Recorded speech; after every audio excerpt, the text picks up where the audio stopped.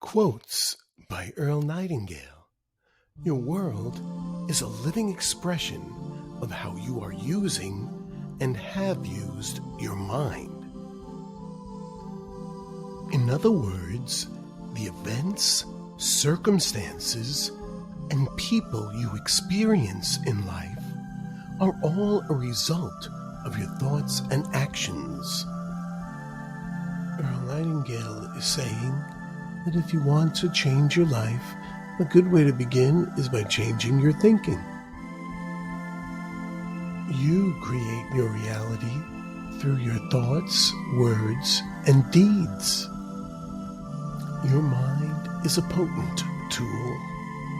Nightingale says that you can use it to create the life of your dreams or let it run wild with negative thoughts and self-doubt.